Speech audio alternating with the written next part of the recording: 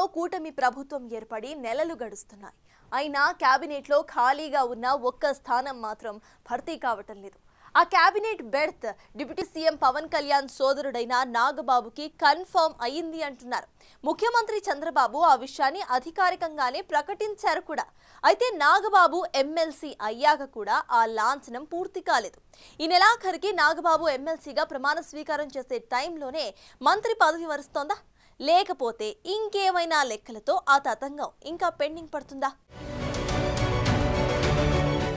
Konidela Nagendra Babu alias Nagababu గురించి తెలుగు రాష్ట్రాల్లో ఎవరికీ పరిచయం అక్కర్లేదు. చిరంజీవి ప్రజారాజ్యం పార్టీ పెట్టినప్పుడు పవన్ కళ్యాణ్ కంటే ఎక్కువ పని చేసిన నాగబాబు ఆ తరువాత చిరంజీవి కాంగ్రెస్ లోకి వెళ్లటంతో సైలెంట్ అయ్యారు. తరువాత జనసేన ఆవిర్భావం నుంచి తమ్ముడు పవన్ కళ్యాణ్ వెంట నిలిచారు. 2009 ఎన్నికల్లో ప్రజారాజ్యం తరపున ఎక్కడా పోటీ చేయని నాగబాబు 2019లో జనసేన నుంచి నరసాపురం లోక్సభ అభ్యర్థిగా పోటీ చేసి పరాజయం పాలయ్యారు.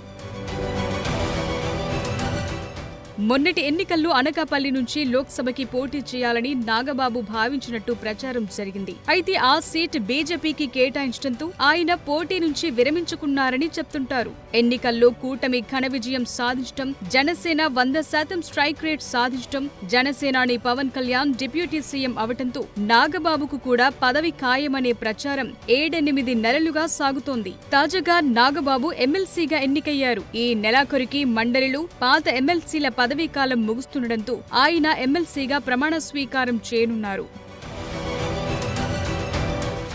గత డిసెంబర్ 9వ తేదీన రాజ్యసభకు అభ్యర్థుల పేర్లను వెల్లడించిన టీడీపీ అధినేత సీఎం చంద్రబాబు సరిగ్గా అదే సమయంలో నాగబాబును ఎమ్మెల్సీగా ఎన్నిక చేయించి రాష్ట్ర కేబినెట్లోకి తీసుకుంటామని ప్రకటన చేశారు. వాస్తవానికి అప్పటి వరకు నాగబాబును రాజ్యసభకు పంపిస్తారన్న ప్రచారం బలంగా జరిగింది. అయితే చంద్రబాబు ప్రకటనతో జనసేనకు రాజ్యసభ పోస్టు లేదని, దాని బదులు నాగబాబు రాష్ట్ర చట్టసభలోకి ప్రవేశిస్తారని స్పష్టమైంది. చంద్రబాబు ప్రకటనపై పవన్ కళ్యాణ్, నాగబాబు సహా జనసేన నేతలెవరూ స్పందించకపోవటం అప్పట్లో చర్చనీయాంశమైంది. చంద్రబాబు తలచుకుంటే మంత్రిని చేయటానికి ఈ ఎమ్మెల్సీ తంతేమీ అడ్డు కాదు.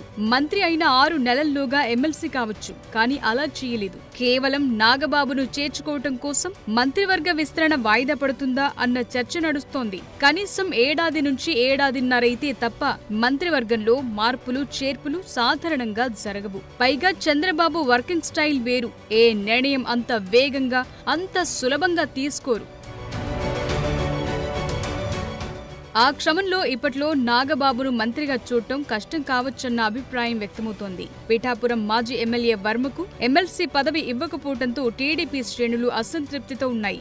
జనసేనకు అంత ప్రాధాన్యత ఇస్తుండటంపై పిఠాపురం తెలుగు తమ్ముళ్లు అసహనం వ్యక్తం చేస్తున్నారు. ఇప్పుడు నాగబాబుకు మంత్రి పదవి ఇస్తే అసంతృప్తి మరింత పెరుగుతుంది. వర్మ, కిమిడి నాగార్జున ఇంకా చాలా మంది అర్హులైన నాయకులు బ్యాక్ బెంచ్ లో కూర్చుని వెయిటింగ్ లో ఉండగా నాగబాబుకు వైల్డ్ కార్డ్ ఎంట్రీ ఇస్తే ఇబ్బందని చంద్రబాబు సంశయిస్తున్నారన్న ప్రచారం జరుగుతోంది. వెయిటింగ్ లిస్టులో ఉన్న టీడీపీ నేతలకు న్యాయం జరిగాకే నాగబాబుకి అమాత్య పదవి దక్కుతుందన్న టాక్ వినిపిస్తోంది.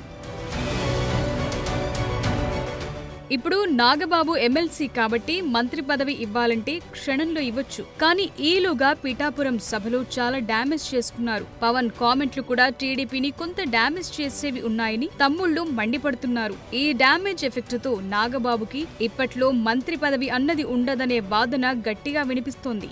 మరి చూడాలి, నాగబాబు మంత్రి హోదాలో శాసనసభలో అడుగుపెట్టి అధ్యక్ష అని ఎప్పటికంటారో.